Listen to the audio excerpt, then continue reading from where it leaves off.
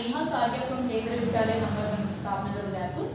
हमारा 10th class का 5th chapter AP चल रहा था। उसके प्रीवियस वीडियो में मैंने आपको जनरल टर्म के बारे में बताया था, फर्स्ट टर्म, कॉमन डिफरेंस के बारे में बताया था। एक बार वापस से आपको मैं इंट्रोडक्शन बता देती हूँ कि if we have a first term a और इसमें हम कोई पर्टिकुलर नंबर ऐड करते जाते हैं, that is a common difference D, है ना। ए में डी प्लस किया, we will get A plus D, A plus 2d, A plus 3d like this. तो हमारे पास ये क्या बनती है, एक एपी बनती है जिसमें ये ए जो है this is the first term और हम इसे a1 से रिप्रेजेंट कर सकते हैं। This is our second term a2, third term a3, fourth term a4 और ये जो डी डिफरेंस है आपका उसके बारे में भी बताया था मैंने कि it may be positive, negative या जीरो भी आपके पास डी डिफरेंस हो सकता है। और इसी के अकॉर्डिंग हमने, इस पैटर्न के अकॉर्डिंग हमने जनरल टर्म लिखा था an, general term an is the general term. और जैसे हमने देखा था कि a3 है तो हमारे पास a प्लस 2d आता है, यहाँ 3 है यहाँ 2 है, मतलब एक कम आता है। तो उसी पैटर्न से अगर हम लिखें तो this a plus n minus 1d, this is the general term और इसका फॉर्मूला आपको ध्यान रखना है। और n क्या है, जिस पर्टिकुलर टर्म को हमें निकालना है। जैसे मैंने यहाँ पे 4 टर्म्स लिखे, सपोज इसी तरह से मुझे सपोज 15th टर्म निकालना है या 25th टर्म निकालना है, 10th टर्म निकालना है। तो अगर हमें 10th टर्म निकालना है दैट मींस a10, तो हमारे पास n क्या होगा, 10 होगा। ठीक है, तो कोई भी एपी का कोई भी टर्म निकालना है तो हमारे पास सबसे फर्स्ट a और d होना चाहिए। वह हो सकता है कि आपको गिवन एपी में दे रखा होगा, यहाँ पे डी डिफरेंस फाइंड आउट करना होगा ना। इसी तरह के अकॉर्डिंग हमारे पास एक्सरसाइज 5.2 है, तो let's move on to the exercise 5.2। Now our exercise 5.2 question number 3rd and I'm taking the second part। यहाँ पे कुछ मिसिंग बॉक्सेस दे रखे हैं इस एपी के और वो हमें फाइंड आउट करने हैं। अब कैसे फाइंड आउट करोगे आप, जस्ट लुक एट हियर कि आपके पास जो नंबर्स दे रखे हैं एपी के, पहले उसको देखो आप कि this first box is empty, मतलब this the first term a and 13 is the second term, है ना। तो सबसे फर्स्ट हम लिख देते हैं कि a2 is 13, second term that means it is a2 and similarly this a3 is fourth term, तो a4 is 3। ये रिप्रेजेंट करना आपको अच्छे से आना चाहिए कि क्या दिया गया है आपको क्वेश्चन में। अब जो जनरल फॉर्मूला हमने पढ़ा था an का, उसके अकॉर्डिंग अगर हम इसे लिखना चाहे तो a2 का क्या हो जाएगा आपके पास a प्लस d, है ना। या फिर फॉर्मूला देखें हम तो a plus n minus 1d that means 2 minus 1d equals to 13 और 2 minus 1 is 1, d equals to 13। तो आपके पास ये फर्स्ट इक्वेशन आती है। सेम ऐसे ही हम यहाँ पर a4 को भी लिख सकते हैं, तो हमें बार बार a plus n minus 1d करने की जरूरत नहीं, आप ऑरली भी कर सकते हो कि यहाँ पे 4 है तो हम एक नंबर कम करके भी लिख सकते हैं इसका।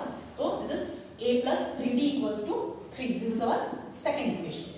तो जब भी आपके पास इस टाइप का क्वेश्चन होगा जहाँ पे हमारे पास a और d नहीं है, तो हमारे पास कहीं ना कहीं से आपको दो इक्वेशंस फ्रेम करनी है a और d के लिए। और फिर जैसे हम थर्ड चैप्टर में निकालते थे, बहुत सारे मेथड्स थे हमारे पास, सब्स्टिट्यूशन मेथड, एलिमिनेशन मेथड, उनमें से कोई भी मेथड यूज करके आप a और d कैलकुलेट कर सकते हो। मैं यहाँ पे आपको एलिमिनेशन मेथड से बताऊंगी कि यहाँ पर हमारे पास दोनों जो इक्वेशंस आई हैं उसे अगर मैं ऊपर नीचे लिखूं तो a plus d equals to 13 and a plus 3d equals to 3। Now subtract, यहाँ पर हमारे पास a का कोएफिशिएंट सेम है तो मैं डायरेक्टली इन दोनों इक्वेशंस को सबट्रैक्ट कर रही हूँ, तो a गेट कैंसल्ड और यहाँ पे हमारे पास आ जाएगा plus d and minus 3d, so it is minus d। और यहाँ पर देखिए हम 13 माइनस 3 इज 10, तो d जो कैलकुलेट होके आएगा हमारे पास that is 10 upon minus 2 that is minus 5। तो हमारे पास इजीली d आ गया। और जैसे हम थर्ड चैप्टर में करते थे कि d x और y निकालते थे, अधिकतर वहाँ पर आप वेरिएबल लीनियर लेते थे अकॉर्डिंग, वैसे यहाँ पर हमारे पास a और d है तो d आ गया। अब इस d को आप किसी भी आइदर फर्स्ट इक्वेशन और सेकंड इक्वेशन किसी में भी आप सब्स्टिट्यूट करो, आपके पास d आ जाएगा। कैसे आएगा, जैसे put d equals to -5 in first equation जो हमारी a plus d equals to 13 थी, अगर इसमें मैं डालूं तो दिस इज -5 एंड 13, तो a क्या हो गया हमारे पास 13 plus 5 that is a equals to 18। तो देखो जो हमारा फर्स्ट बॉक्स था वो क्या रिप्रेजेंट करता है, फर्स्ट टर्म, दैट मींस कि ये क्या आ गया हमारे पास 18। और जो नेक्स्ट आपके पास बॉक्स है वो क्या रिप्रेजेंट कर रहा है, थर्ड टर्म। तो a3 हम कैसे ले सकते हैं, a plus 3d, sorry a plus 2d, तो तो इसमें आपके पास ए भी है और डी भी है, just put the values you will get this. या फिर हम डायरेक्टली भी कह सकते हैं कि 13 आपके पास ऑलरेडी दे रखा है, तो 13 में हम प्लस माइनस 5 करेंगे तो भी आपके पास क्या है, नेक्स्ट टर्म आ जाएगी। तो यहाँ पर ए आया हमारे पास 18 plus 2 minus 5, so 18 minus 10 that is 8। तो थर्ड टर्म हमारे पास आ गई 8। दैट मीन्स कि हम यहाँ पर फर्स्ट बॉक्स में 18 फिल कर सकते हैं एंड दिस 8। ठीक है, तो ऐसे जितने भी दूसरे पार्ट्स है उसमें भी आप इजीली कर सकते हो। फर्स्ट आप उसमें से देख लीजिए कि कौन से नंबर के टर्म्स आपको गिवन है, फिर दो इक्वेशंस बनाइए ए और डी में, सॉल्व कीजिए एलिमिनेशन मेथड से, आपके पास ए और डी आ जाएंगे और जो रिमेनिंग मिसिंग बॉक्सेस है वो भी आप कैलकुलेट कर सकते हो। Now I am taking this fourth question. Now in fourth question you have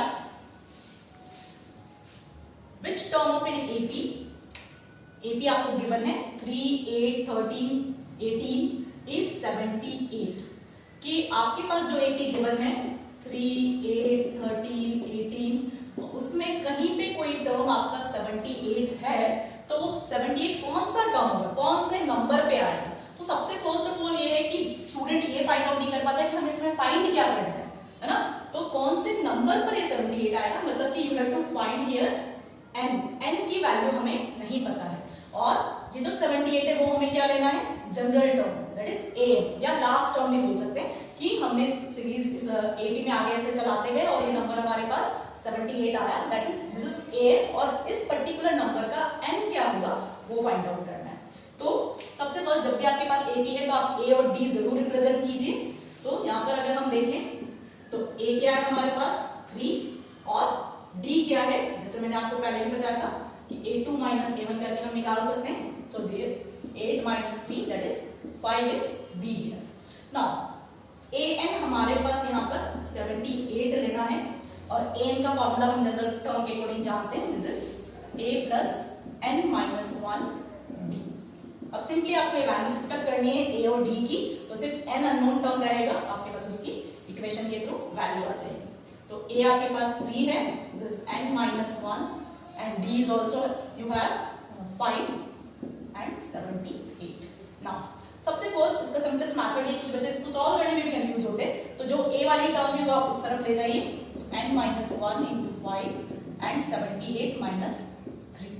now 78 minus 3 is 75 और ये 5 जो है मैं वो यहाँ पे डिवाइड में ले सकती हूँ। Okay, now this will get cancelled and 15, तो हमारे पास क्या आया n minus 1 equals to 15, that means n equals to 15 plus 1 that is n equals to 16।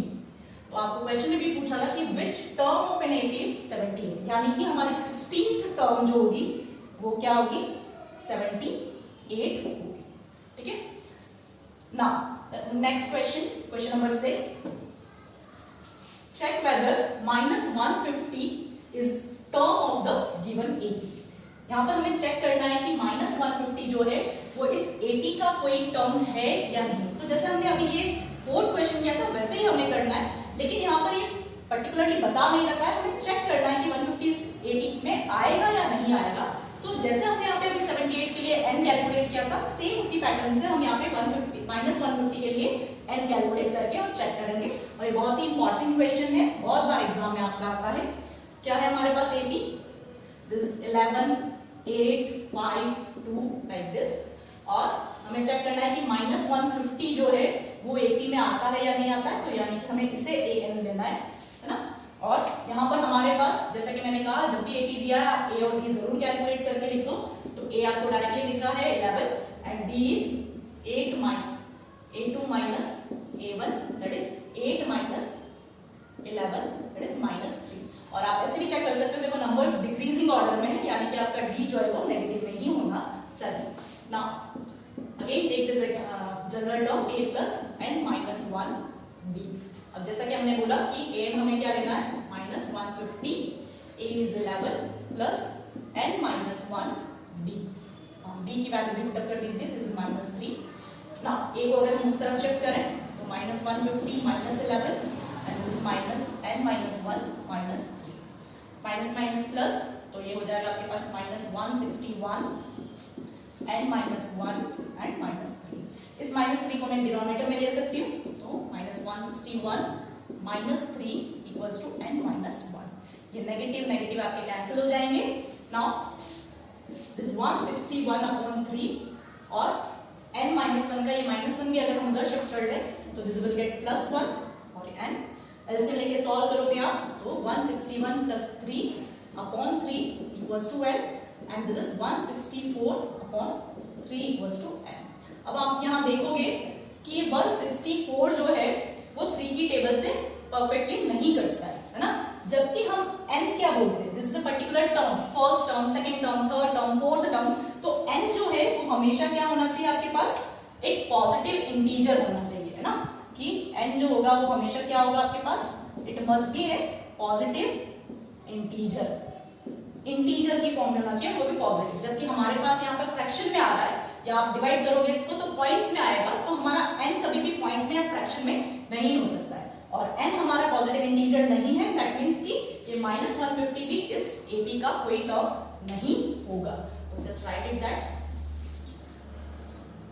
तो as n is equals to 164 upon 3 and it is not a positive integer,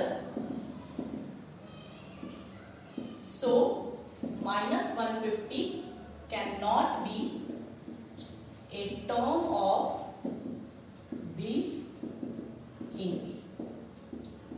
Is that okay? तो ये बहुत ही important question है, ध्यान से कीजिएगा। Now move on to the next question. Now our next question is question number 14 and that is also very important question. How many multiples of 4 lies between 10 and 250? 10 और 250 के बीच में 4 के कितने मल्टीपल्स होंगे वो हमें फाइंड आउट करना है। तो जैसा कि आप यहाँ देख रहे हो कि कोई AP हमें नहीं दिए, but we have to make a AP between this 10 and 250। किस तरह से है कि 4 के मल्टीपल होने चाहिए। अब 10 के बाद आपके पास कौन सा ऐसा नंबर है जो 10 की टेबल का होगा, 10 का मल्टीपल होगा, तो ऑब्वियस है कि 10 के बाद 11 नहीं आता है, 12 is the multiple of 4, then 16, 20 like this, और ऐसे हमें 250 तक लेना है। लेकिन चेक करो कि 250 से पहले कौन सा नंबर है जो 4 की टेबल में आता है। तो सपोज कि अगर आपको नहीं पता चलता कि कौन सा नंबर है, जस्ट डिवाइड 250 बाय 4, तो 4 6 24, सबट्रैक्ट किया हमने, तो this 10 2s are 8 and 2 is the remainder। अब यहाँ 2 रिमाइंडर आ रहा है, दैट मींस क्या है कि 254 की टेबल में नहीं आता है, बट ये 2 जो एक्स्ट्रा पार्ट है वो अगर मैं 250 में से सबट्रैक्ट कर दूं तो जो आएगा 248 वो आपका 4 की टेबल में आ जाएगा। दैट मींस ये रिमाइंडर जो है वो एक्स्ट्रा है इस नंबर में 4 की टेबल के लिए, तो वो हमने सबट्रैक्ट कर दिया। Now I get this 248। अब जैसे हमने आगे वाले क्वेश्चंस में किया था, है ना, कि दिस 248 कौन से नंबर पे है उसके अकॉर्डिंग हम n कैलकुलेट करेंगे।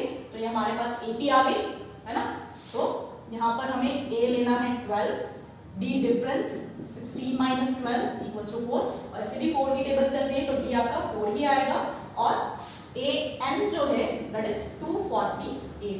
कुछ स्टूडेंट इसी भी n ले लेते हैं, 248 n नहीं है, AN है, n तो हमें कैलकुलेट करना है ना। अब वही जनरल टर्म वाले फॉर्मूले में से पुटअप करें हम, तो a plus n minus 1d equals to 248, put करें values, this is 12, n minus 1 d is 4, 248, इस 12 को मैं इस तरफ लेके जाऊं,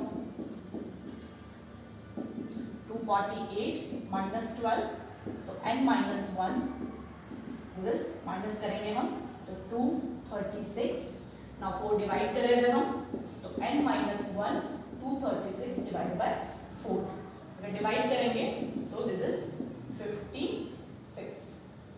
59, ठीक है।